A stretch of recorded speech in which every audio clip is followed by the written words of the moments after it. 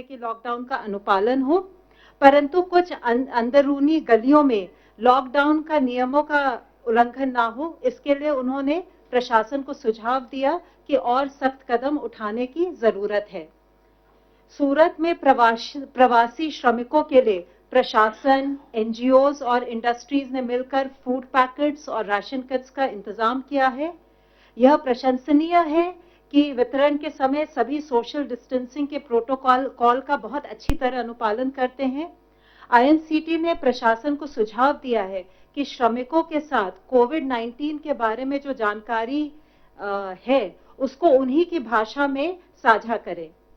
IMCT ने प्रशासन के साथ, जनप्रतिनिधियों के साथ, इंडस्ट्री एसोसिएशन के साथ भी विचार विमर्श किया है, खासकर टेक्सटाइल और डायमंड इंडस्ट्रीज जो श्रमिकों का मेजर सोर्स ऑफ एम्प्लॉयमेंट है।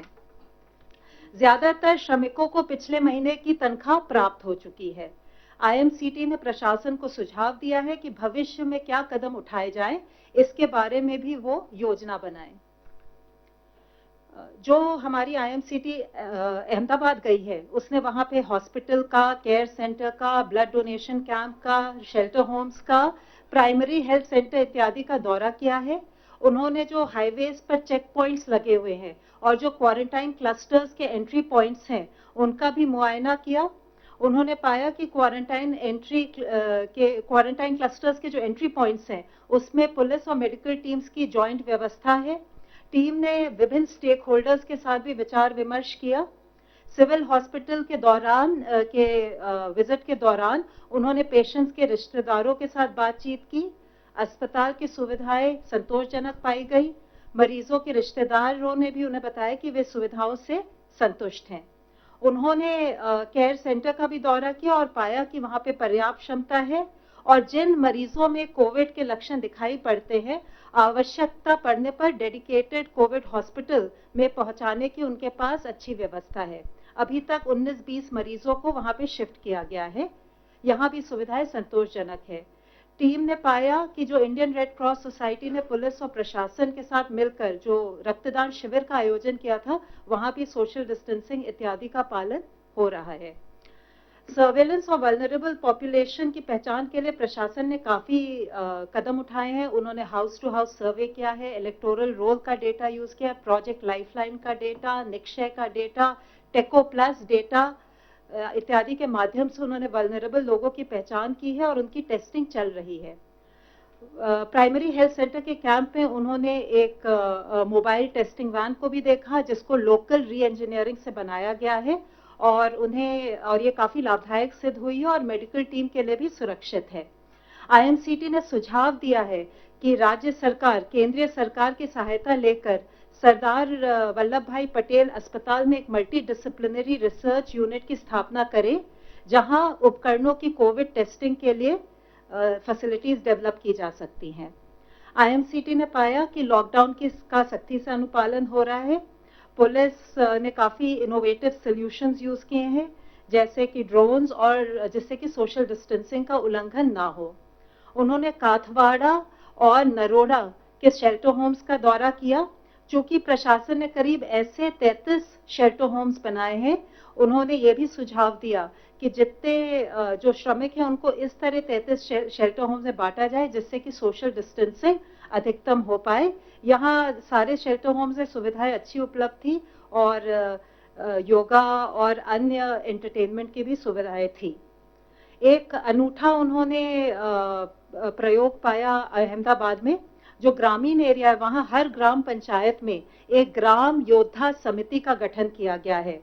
ग्राम योद्धा समिति में सरपंच है, विलेज हेडमैन है, हेल्थ वर्कर है, हेडमास्टर है, तलाटी इत्यादि हैं।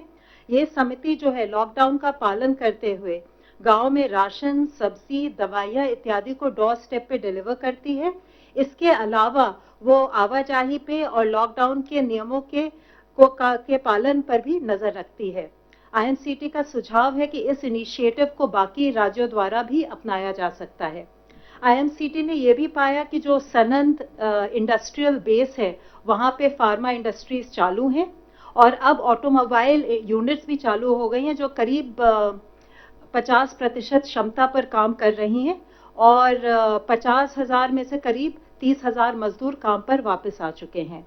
आईएमसीटी ने वरिष्ठ अधिकारियों के साथ बैठक की और अपने सारे सुझाव उनके साथ साझा किए। हमारा पूरा विश्वास है कि केंद्र और राज्य सरकारों के संगठित प्रयासों से हम कोविड-19 के विरुद्ध जो हमारा अभियान है उसमें सफल होंगे। धन्यवाद। Health ministry representative please. पिछले एक दिन में अगर हम देखें तो देश में 1543 नए केसेस आए हैं, जिससे कि हमारे टोटल कंफर्म केसेस की संख्या अब 29,435 हो चुकी है। और अगर हम देखें कि जो हमारे केस एक्टिव मेडिकल सुपरविजन में हैं तो उनकी संख्या 21,632 है।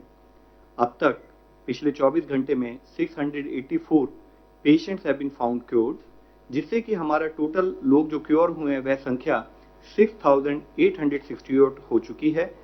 इससे हमारा रिकवरी रेट करीब 23.3% इस टाइम में समय हो गया है, जो कि एक बहुत ही प्रोग्रेसिव इंक्रीज है। मैं आप लोगों की दृष्टि में लाना चाहूंगा, आज देश में 17 ऐसे जिले हैं जहां पर पहले केस आए थे लेकिन पिछले 28 दिनों से कोई नया केस रिपोर्ट नहीं हुआ है।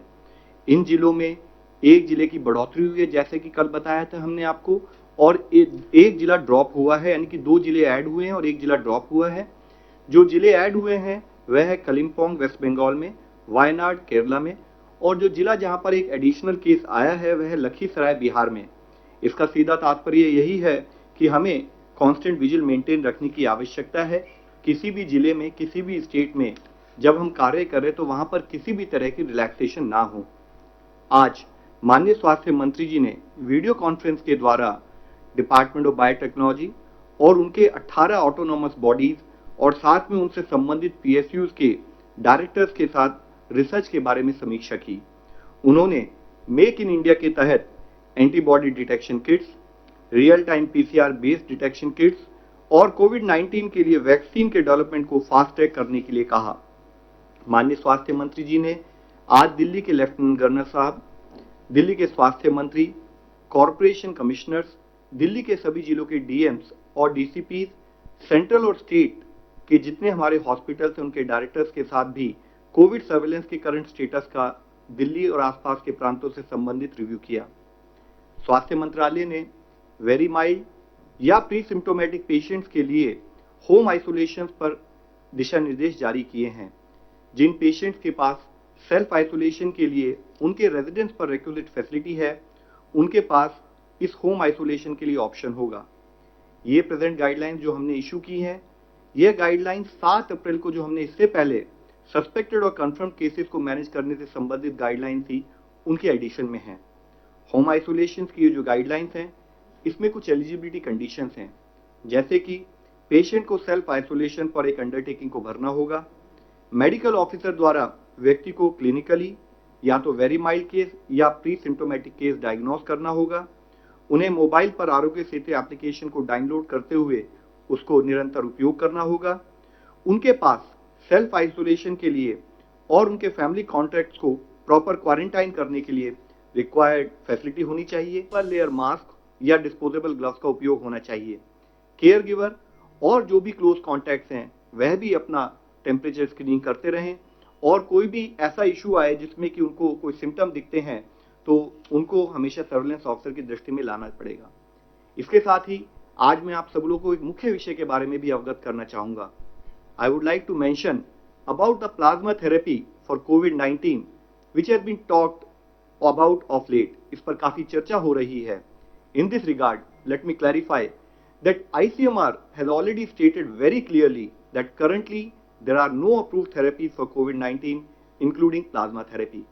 मैं फिर से आप लोगों की दृष्टि में लाना चाहूंगा कि कोविड-19 के लिए आज देश में क्या दुनिया भर में भी कोई अप्रूव्ड थेरेपी नहीं है, and plasma therapy is one of the therapy which is being experimented with. However so far there is no evidence to support it as a treatment. यह अभी भी एक्सपेरिमेंटल स्टेज पर है, इसका कोई एविडेंस नहीं है कि इसको ट्रीटमेंट के रूप में इस्तेमाल किया जा सकता है। यूएस एफडीए ने भी इसे एक एक्सपेरिमेंटल थेरेपी के रूप में ही देखा है। आईसीएमआर ने एक नेशनल स्टडी को लॉन्च किया है ताकि वह इस थेरेपी की एफिकेसी के बारे में स्टडी कर सके।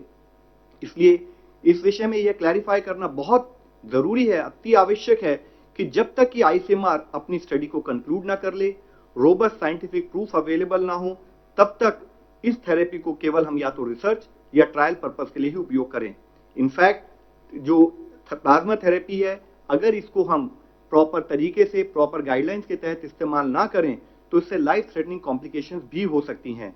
जब तक यह थेरेपी प्रॉपरली अप्रूव नहीं है या इसकी इफेक्टिवनेस सिद्ध नहीं हुई है, तब तक इसके बारे में किसी भी तरह का दावा किसी भी स्थाई पर करा जाना बिल्कुल अनुचित है। आईसीएमआर की स्टडी के बारे में कहीं भी इस प्रकार का प्रयोग पूरी तरह से इलीगल है और दूसरी तरफ पेशेंट की जान को इससे खतरा भी उत्पन्न हो सकता है। इस संबंध में आईसीएमआर ने डिटेल्ड गाइडलाइंस पहले से ही जारी भी की हुई हैं। साथ ही मैं आप लोगों की दृष्टि में एक पॉजिटिव न्यूज ये भी लाना चाहूंगा कि अगर हम दुनिया के 20 देश जहां पर कि अब तक मैक्सिमम केसेस WHO के रिकॉर्ड के हिसाब से अभी तक आए हैं, उनको अगर हम नोट करें तो उनकी पॉपुलेशन, उनकी जनसंख्या करीब हमारे देश की जनसंख्या के बराबर होती है। मैं ये कहना चाहूंगा कि हमारे देश की जनसंख्या इतनी ज्यादा है कि हम कई देशों के समान हमारे देशों की जनसंख्या है। और कल का अगर हम WHO का डेटा देखें तो हम पाते हैं कि अगर हम उन 20 देश केसेस की संख्या लें और अपने देश की कंफर्म केसेस की संख्या लें तो हम पाते हैं कि इंडिया में उन देशों के मुकाबले 1/84, यानी कि उन देशों में इंडिया में जितने केसेस रिपोर्ट हुए हैं उससे 84 गुना ज्यादा केसेस रिपोर्ट हुए हैं। इसी तरह से अगर हम डेथ की संख्या भी देखें तो हम पाते हैं कि इन 20 देशों में जितनी डेथ रिपोर्ट हुई हैं उससे इंडिया में 1/200 टाइम्स, यानी कि उन देशों में इंडिया में जितनी डेथ रिपोर्ट हुई हैं उससे 200 गुना डेथ ज्यादा रिपोर्ट हुई हैं। यूं तो ये हम सबको पता है कि हमारे लिए, देश के लिए हर केस, हर डेथ दुखद है, लेकिन फिर भी अगर हम दूसरे देशों के कंपैरिजन में कुछ अच्छा कर पा रहे हैं तो उसके पीछे मुख्य एफर्ट देश के लेवल पर की गई प्रोएक्टिव, प्रीएम्प्टिव और ग्रेडेड अप्रोच है। और देश का हर लेवल पर जो सिपाही के रूप में हमारे स्टेट के साथ जो कोऑर्डिनेशन रहा है वह एक बहुत एफर्ट है। और उससे भी सबसे ज्यादा धन्यवाद के पात्र हैं हमारे देश के वो नागरिक जो लॉकडाउन को स्ट्रिक्टली फॉलो कर रहे हैं और वह फ्रंटलाइन वर्कर्स जो अपनी जान जोखिम में डालकर लोगों की देखभाल कर रहे हैं। लेकिन हमें ये ध्यान रखने की जरूरत है कि हमें अपनी जो भी रिलेटिव बेटर परफॉर्मेंस है उसको मेंटेन रखना है, क्योंकि हमारे लिए आवश्यक है कि हम प्रतिदिन एक बैटल लड़ रहे हैं, प्रतिदिन एक लड़ाई लड़ रहे हैं। हमें किसी भी समय में रिलैक्स होने का कोई स्कोप नहीं है। हमारे रिस्पॉन्स में कहीं पर भी कोई ढिलाई ना आए। हम इसी मोमेंटम के साथ, इसी कॉन्फिडेंस के साथ अपने इस प्रयत्न में लगे रहें। देश का हर नागरिक सपोर्ट दे ताकि हम इस बीमारी से निजात पा सकें। धन्यवाद। धन्यवाद। जितेंद्र तिवारी, हिंदुस्तान समाचार। मैं जितेंद्र तिवारी, हिंदुस्तान समाचार न्यूज एजेंसी से। डॉक्टर साहब, जो कोरोना वॉरियर्स हैं, खासकर जो डॉक्टर्स हैं, वो सारे जितने सेफ्टी मेजर्स हैं वो लेते हैं, ग्लव्स पहनते हैं या जो कुछ भी आप बताते हैं, उसके बाद भी खबर आती है कि वो उनमें से बहुत लोगों को हो रहा है। क्या कोई टोटल संख्या देश की आई है? दूसरा, क्या कोई स्टडी की है कि इतने सेफ्टी मेजर्स के बाद भी वो कैसे संक्रमित हो जाते हैं? पहली बात।